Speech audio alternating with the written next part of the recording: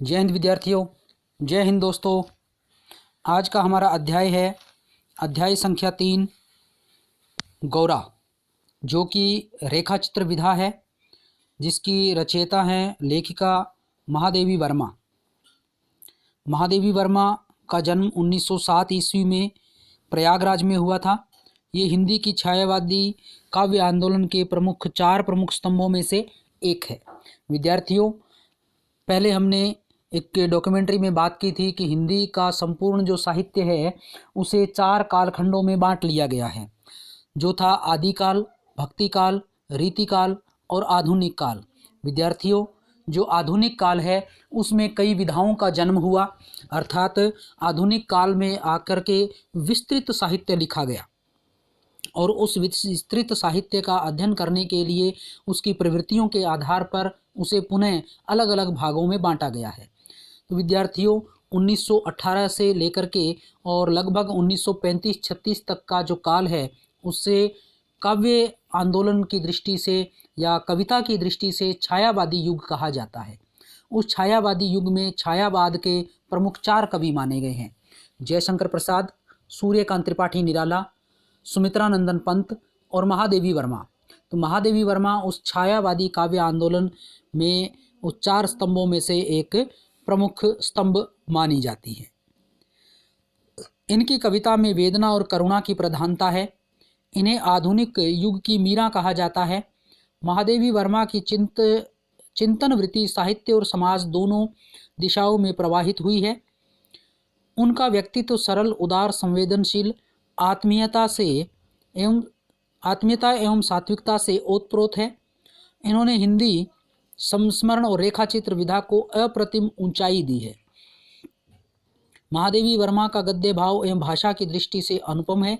उनकी प्रमुख रचनाएं इस प्रकार है: कविता संग्रह निहार, रश्मि, नीरजा, सांध्य गीत, दीपशिखा, यामा, संस्मरण रेखाचित्र, अतीत के चलचित्र, स्मृति की रेखाएं, पथ के साथी, निबंध संग्रह, मेरा परिवार, श्रृंखला की कड़ियाँ, साहित्यकार की आस्था एवं अन्य निबंध। तो ये इनका साहित्य है। विद्यार्थियों, यहाँ एक रेखाचित्र संकलित किया गया है। अब एक प्रश्न आपके मन में आ रहा होगा कि रेखाचित्र क्या चीज़ है। तो विद्यार्थियों, कोई भी हमारे जीवन में हमें मिला है, कोई व्यक्ति, कोई जीव, कोई पशु, कोई पक्षी, जिसने हमारे जीवन को कुछ उसमें परिवर्तन लाया हो, कुछ उसे प्रभावित किया हो, ऐसा कोई जिसे हम लंबे समय तक याद रखते हैं, तो उस व्यक्तित्व का या उस जीव का शब्दों के माध्यम से एक चित्र उपस्थित करना सामान्य भाषा में रेखा चित्र कहलाता है। तो ये ऐसा ही एक रेखा चित्र है जिसका नाम है गौरा। गौरा एक गाय है और उस गाय के ऊपर ही या गाय के संबंध में ही ये रेखा चित्र लिखा गया है। गौरा रेखा चित्र में गाय के अंतरंग एवं बाह्य सौंदर्य के साथ मानवीय संवेदना का रेखांकन है। मानव की जो संवेदनाएं हैं उसका रेखांकन भी इसके अंदर किया गया है। इसमें गाय का घर में आगमन, स्वागत, लेखिका में ममत्व, रोचक वातावरण एवं गाय के प्रेम कलात्मक ढंग से प्रस्तुत किया गया है। गोरा गाय के स्वभाव एवं क्रियाकलाप के अंकन में लेखिका ने चित्रात्मक भाषा, बिंब प्रधान शैली और प्रतीकात्मक शिल्प का प्रयोग किया है। अंतिम वाक्य आह मेरा गोपालक देश संपूर्ण रेखाचित्र का मार्मिक कथन है। इसमें लेखिका की ममता उमड़ पड़ती है तो मानवीय संवेदना भी तड़प उठती है। मूल पाठ शुरू करते हैं विद्यार्थियों। चूँकि हमने बात की है पहले कि जो ये रेखा चित्र है गौरा, ये लेखिका के घर में उनकी पाली हुई एक गाय थी। उस गाय ने इनके जीवन को काफ़ी हद तक प्रभावित किया, लेकिन अंत में उस गाय की बड़ी दुखद मृत्यु हुई। उसी घटना को यहाँ लेखिका ने एक रेखा चित्र के माध्यम से प्रस्तुत किया है। शुरू करते हैं।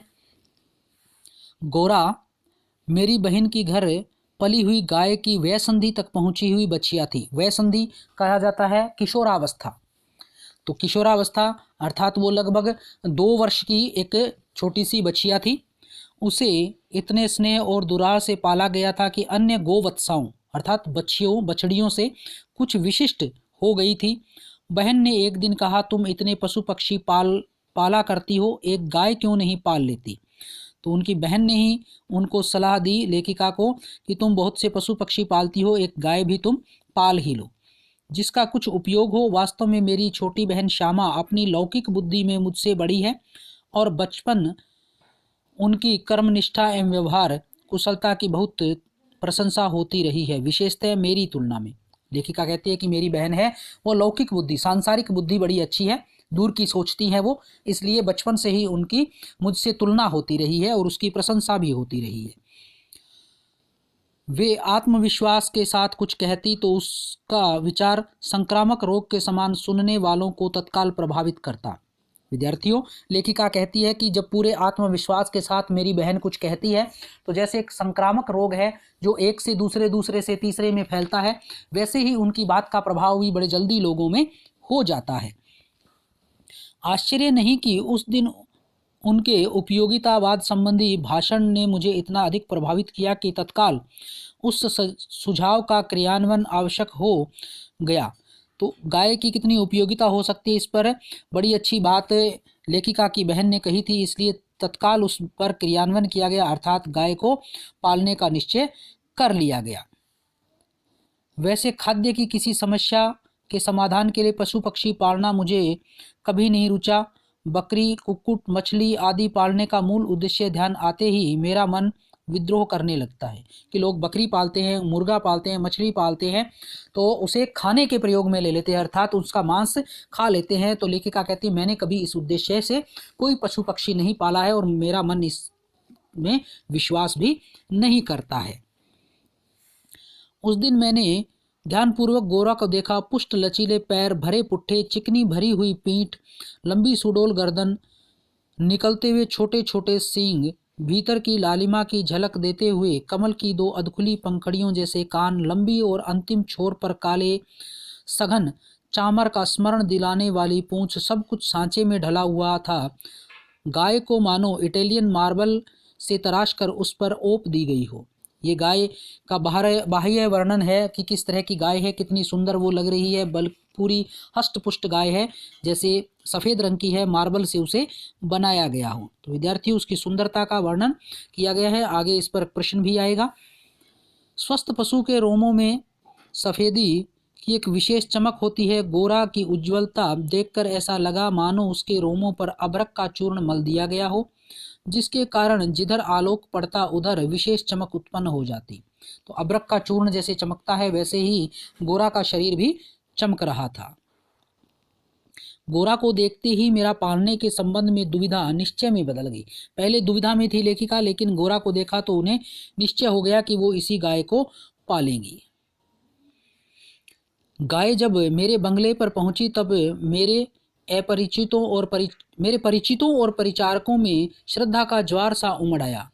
घर पर ले गई तो जो परिचित थे, परिचारक, जो नौकर चाकर थे, उनमें गाय के प्रति श्रद्धा का एक ज्वार, जैसे ज्वार भाटा आता है तो ज्वार जब आता है तो पानी ऊंचाई की ओर खिंच जाता है, किनारे की ओर स्वतः ही आता है। तो वैसे ही श्रद्धा का एक ज्वार वहाँ पर उन लोगों में आ गया। उसे लाल सफ़ेद गुलाबों की माला पहनाई गई, केसर रोली का बड़ा सा टीका लगाया गया, घी का चौमुखा दिया जलाकर आरती उतारी गई और दही पेड़ा खिलाया गया। तो इस तरह से गाय का स्वागत किया गया। ये भी प्रश्न आएगा विद्यार्थियों कि गाय का कैसे स्वागत किया गया। तो इस तरह से गाय का स्वागत किया गया। उसका नामकरण हुआ गोरांगिनी या गोरा, पता नहीं, पर इस पूजा अर्चना का उस पर क्या प्रभाव पड़ा, परंतु वह बहुत प्रसन्न जान पड़ती थी। उसकी बड़ी चमकीली और काली आंखों में जब आरती के दिए की लो प्रतिफलित होकर झिलमिलाने लगी तब कई दियों का भ्रम होने लगा। जान पड़ा जैसे रात में काली दिखने वाली लहर पर किसी ने कई दिए प्रवाहित कर दिए हों। गोरा वास्तव में बहुत प्रियदर्शन थी। तो बड़ी वो सुंदर थी। विशेषतः उसकी काली बिल्लोरी आंखों का तरल सौंदर्य तो दृष्टि को बांधकर स्थिर कर देता था। चौड़े उज्ज्वल माथे और लंबे तथा सांचे में ढले हुए मुख पर आंख बर्फ के नीचे जल के कुंडों के समान लगती थी। ये भी हमारे प्रश्न के उत्तर का ही एक भाग है विद्यार्थियों। उनमें एक अनोखा विश्वास का भाव रहता था। गाय के नेत्रों में हिरनी के नेत्र जैसा चकित विस्मय न होकर एक आत्मीय विश्वास ही रहता है। इस पशु को मनुष्य से यातना ही नहीं निर्मम मृत्यु तक प्राप्त हुई है, परंतु उसकी आंखों में विश्वास का स्थान न विस्मय ले पाता है न आतंक। तो जो आगे घटनाक्रम होने वाला है यहाँ छोटा सा जिक्र लेखिका ने कर दिया है कि किस तरह से मनुष्य ही इसकी मृत्यु का या बड़ी कष्टदायक मृत्यु का कारण बन जाता है। महात्मा गांधी ने गाय करुणा की कविता है क्यों कहा, यह उसकी आंखें देखकर ही समझ में आ सकता है। गोरा की एलस मंथर गति से तुलना करने योग्य कम वस्तुएं हैं कि गोरा की जो गति है वो इस तरह की है, मंथर धीमी धीमी गति है कि कुछ कम ही वस्तुएं हैं जिनके साथ उसकी तुलना की जा सकती है। बाण की तीव्र गति क्षण भर के लिए दृष्टि में चकाचौंध उत्पन्न करती है, परंतु मंद समीर से फूल का अपने वृंत पर होले होले हिलना दृष्टि का उत्सव है। कि अगर तीर धनुष से छोड़ा जाए तो वो एक क्षण हम उसकी गति को देखकर चौंक सकते हैं, लेकिन जब धीरे धीरे हवा बहती है तो फूल है वो अपने पौधे के ऊपर धीरे धीरे हिलता है और ये आंखों को एक उत्सव के समान लगता है। और वैसी ही कुछ गति गोरा की थी। गोरा की चाल इसी तरह से उस धीरे धीरे हिलने वाले फूल के समान थी। कुछ ही दिनों में यह सबसे इतनी हिल मिल गई कि अन्य पशु पक्षी उसकी लघुता और उसकी विशालता का अंतर भूल गए। पशु पक्षी कुछ छोटे थे कुछ बड़े थे, तो गाय बहुत बड़ी थी इन सब में, लेकिन सब एक दूसरे के साथ बहुत ज़्यादा हिल मिल गए थे। कुत्ते बिल्ली उसके पेट के नीचे और पैरों के बीच में खेलने लगे, उसकी पीठ और माथे पर बैठकर उसके कान तथा आंखें खुजाने लगे। वह भी स्थिर खड़ी रहकर और आंखें मूंद कर मानो उनके संपर्क सुख की अनुभूति में खो जाती थी। हम सबको वह आवाज़ से ही नहीं पैर की आहट से भी पहचानने लगी। समय का इतना अधिक बोध उसे हो गया कि मोटर के फाटक में प्रवेश करते ही वह बाँ बाँ की ध्वनि से मुझे पुकारने लगती। चाय नाश्ता तथा भोजन के समय से भी वह इतनी परिचित थी कि थोड़ी देर कुछ पाने की प्रतीक्षा करने के उपरांत रंभा रंभा कर घर सिर पर उठा लेती थी। तो विद्यार्थियों, गाय थी वो हर समय से हर व्यक्ति से इतनी परिचित हो चुकी थी कि अगर जैसे ही लेखिका की गाड़ी घर में प्रवेश करती तो वो उन्हें बुलाने लगती, ज़ोर ज़ोर से बोलने लगती। और जब उसके खाने का समय हो जाता या घर के लोग जब खाना खाते और उसे खाने को नहीं दिया जाता तो वो ज़ोर ज़ोर से बोलने लगती थी, क्योंकि लेखिका जब भी कुछ खाती नाश्ता करती तो अपनी उस प्रिय गाय को भी उसमें से कुछ देती थी। इसलिए जब उसे नहीं मिलता तो वो ज़ोर ज़ोर से बोलने लगती थी। उसे समय का इतना अच्छा पता चल गया था कि किस समय क्या काम किया जा रहा है। उसका हमसे साहचर्य जनित लगाव मानवीय स्नेह के समान ही निकटता चाहता था। निकट जाने पर वह सहलाने के लिए गर्दन बढ़ा देती, हाथ फेरने पर अपना मुख आश्वस्त भाव से कंधे पर रख आंख मूंद लेती। जब उससे दूर जाने लगते तब गर्दन घुमा घुमा कर देखती रहती। आवश्यकता के लिए तो उसके पास एक ही ध्वनि थी, परंतु उल्लास, दुख, उदासीनता, व्याकुलता आदि अनेक छायाछोइयाँ उसकी बड़ी और काली आंखों में तैरा करती थी। बोलने के लिए एक ही ध्वनि थी। मनुष्यों को उसकी वो बात समझ में नहीं आती थी, लेकिन जो भाव उसके मन में थे वो उसकी आंखें बता देती थी। 1 वर्ष उपरांत गोरा एक पुष्ट सुंदर वत्स की माता बनी। वत्स अपने लाल रंग के कारण गेरू का पुतला जैसा जान पड़ता था। वत्स अर्थात पुराने समय में वत्स बछड़े के अर्थ में प्रयुक्त होता था, और वर्तमान समय में विद्यार्थियों वत्स बालक को, पुत्र को कहा जाता है। तो वो भी एक पुत्र की माता बनी गाय।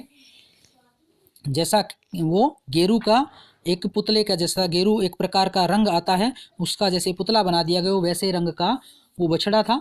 उसके माथे पर पान के आकार का श्वेत तिलक और चारों पैरों में खुरों के ऊपर सफ़ेद वल्य अर्थात सफ़ेद घेरे बने हुए थे। मानो गेरू की बनी वत्स मूर्ति को चांदी के आभूषणों से अलंकृत कर दिया गया हो।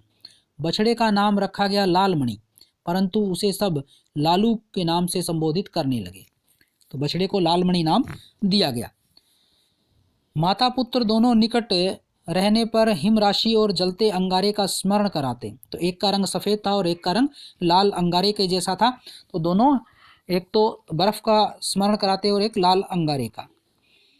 अब हमारे घर में मानो दुग्ध महोत्सव आरंभ हुआ। गोरा प्रातः साय 12 सेर के लगभग दूध देती, अतः लालमणि के लिए कई सेर छोड़ देने पर भी इतना अधिक शेष रहता कि आसपास के बाल गोपाल से लेकर कुत्ते बिल्ली तक सब मानो दूध नाहों का आशीर्वाद फलित होने लगा। कुत्ते बिल्लियों ने तो एक अद्भुत दृश्य उपस्थित कर दिया। तो विद्यार्थियों, अब दूध की घर में कोई कमी नहीं थी और सब लोग उस दूध का बड़ा आनंद लेते थे, इसलिए वो दुग्ध महोत्सव उसे कहा गया है। और कुत्ते बिल्लियों ने एक विशेष दृश्य वहाँ उत्पन्न किया। क्या करते थे कुत्ते बिल्ली? दुग्ध दोहन के समय वे सब गोरा के सामने एक पंक्ति में बैठ जाते और महादेव, जो नौकर था, उनके आगे उनके खाने के लिए निश्चित बर्तन रख देता। किसी विशेष आयोजन पर आमंत्रित अतिथियों के समान वे परम शिष्टता का परिचय देते हुए प्रतीक्षा करते। जैसे आयोजन में मेहमान आते हैं तो वे बड़े शिष्टता का परिचय देते हैं, उसी तरह से ये कुत्ते बिल्ली भी शिष्टाचार के नाते वहाँ बैठे रहते, जैसे बड़े समझदार हैं, वो कोई मेहमान आए हुए हैं और अपने खाने की प्रतीक्षा कर रहे हैं। फिर नाप कर उनके पात्रों में दूध डाल दिया जाता, जिसे पीने के उपरांत वे एक बार फिर अपने अपने स्वर में कृतज्ञता ज्ञापन सा करते हुए गोरा के चारों ओर उछलने कूदने लगते। जब तक वे सब चले न जाते, गोरा प्रसन्न दृष्टि से उन्हें देखती रहती। तो ये उन जीवों के अंदर, उन पशुओं के अंदर, जानवरों के अंदर भी इस तरह का अपनत्व, एक समझदारी का भाव यहाँ चित्रित किया गया है। जिस दिन उनके आने में विलंब होता, वह रंभा रंभा कर मानो उन्हें पुकारने लगती। तो ये कुत्ते बिल्ली जीव जंतु जब गोरा के पास नहीं जाते, उन्हें देर हो जाती, तो वो बड़ी जोर जोर से रंभाने लगती और उन्हें बुलाती। पर दुग्ध दोहन, माफ कीजिए, पर अब दुग्ध दोहन की समस्या कोई समाधान चाहती थी। दुग्ध दोहन की समस्या थी विद्यार्थियों कि दूध कौन दूहेगा, क्योंकि किसी को दूध दोहना नहीं आता था। नौकरों में नागरिक तो दूहना जानते ही नहीं थे, और जो गांव से आए थे वे अनभ्यास के कारण यह कार्य कर इतना भूल गए थे कि घंटों लगा देते थे। गोरा के दूध देने के पूर्व जो ग्वाला हमारे घर दूध देता था, जब उसने इस कार्य के लिए अपनी नियुक्ति के विषय में आग्रह किया, तब हमने अपनी समस्या का समाधान पा लिया। तो जो ग्वाला दूध देता था, उसी ने ये प्रस्ताव रख दिया कि वो गोरा का दूध दूह दिया करेगा। 2-3 मास के उपरांत गोरा ने दाना चारा खाना बहुत कम कर दिया और वह उत्तरोत्तर दुर्बल और शिथिल रहने लगी। चिंतित होकर मैंने पशु चिकित्सकों को बुलाकर दिखाया। वे कई दिनों तक अनेक प्रकार से निरीक्षण, एक्सरे आदि द्वारा रोग का निदान खोजते रहे। अंत में उन्होंने निर्णय दिया कि गाय को सुई खिला दी गई है, जो उसके रक्त संचार में हृदय तक पहुंच गई है। अब सुई गाय के हृदय के पार हो जाएगी, तब रक्त संचार रुकने से उसकी मृत्यु निश्चित है। तो ये बड़ा एक दुख देने वाली बात और एक बहुत बड़ा झटका देने वाली बात लेखिका के साथ यहाँ होगी। लेखिका लिखती है कि उन्होंने ऐसा कभी सोचा भी नहीं था कि इस तरह से भी कोई मनुष्य इतना कष्ट पहुंचाने वाला काम कर सकता है।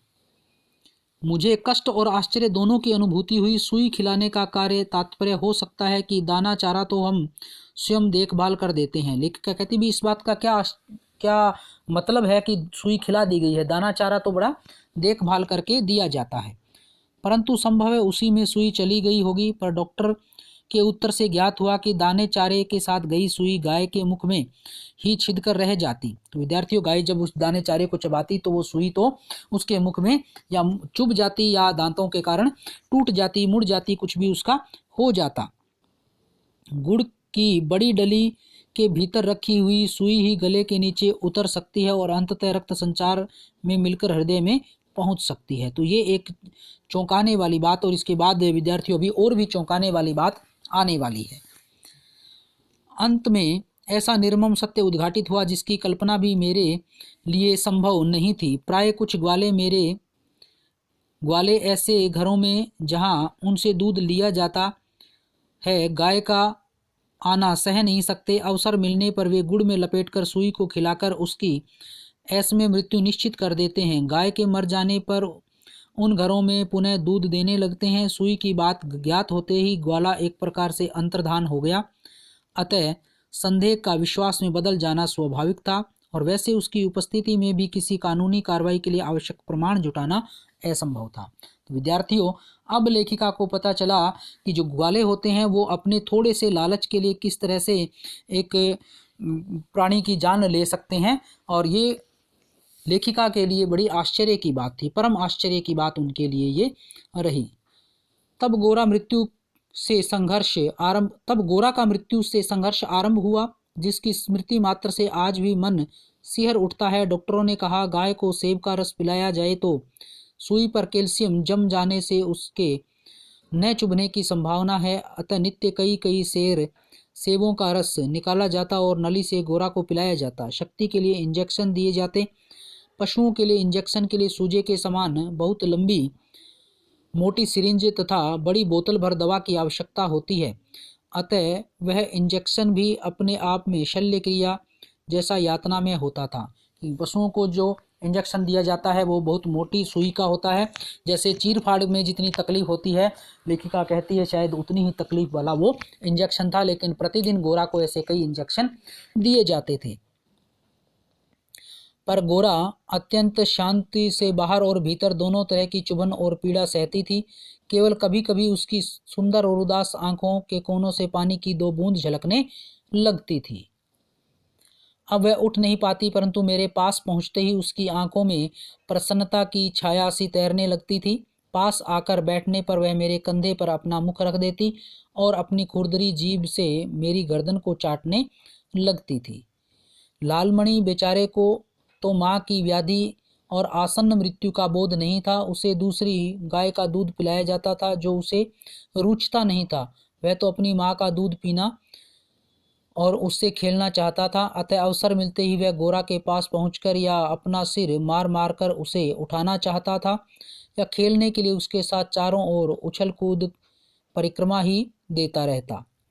मैंने बहुत से जीव जंतु पाल रखे हैं, अतः उनमें से कुछ समय असमय विदा देनी ही पड़ती है, परंतु ऐसा मर्म व्यथा का मुझे स्मरण नहीं है।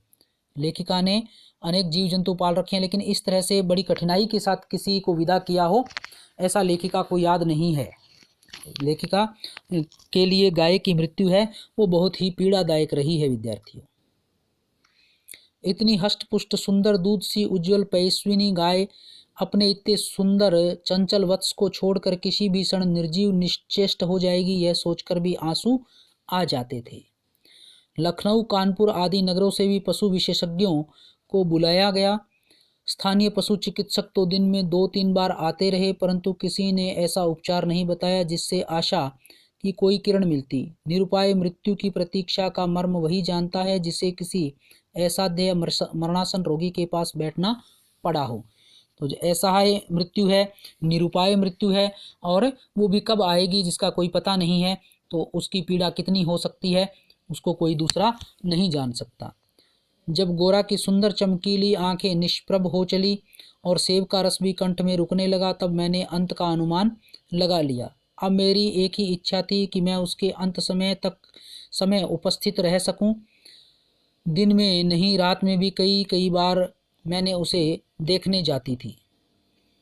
अंत में एक दिन ब्रह्म मुहूर्त में 4 बजे जब मैं गोरा को देखने गई, तब जैसे ही उसने अपना मुख सदा के समान मेरे कंधे पर रखा, वैसे ही वह एकदम पत्थर जैसा हो गया और मेरी बाह पर से सरक कर धरती पर आ गया। कदाचित सुई ने हृदय को भेद कर बंद कर दिया। गौरांगनी को ले जाते समय मानो करुणा का समुद्र उमड़ आया, परंतु लालमणि इसे भी खेल समझता उछल कूद करता रहा।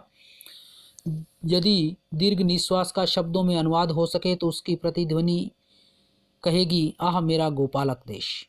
कि हमारा देश गोपालक देश है, गायों को माता के समान माना जाता है, लेकिन फिर भी कुछ लोग ऐसे हैं जो उसी से कमाकर अपने परिवार का भरण पोषण करते हैं और उसी को इस तरह की दुखदाई मृत्यु भी देने के लिए तैयार है।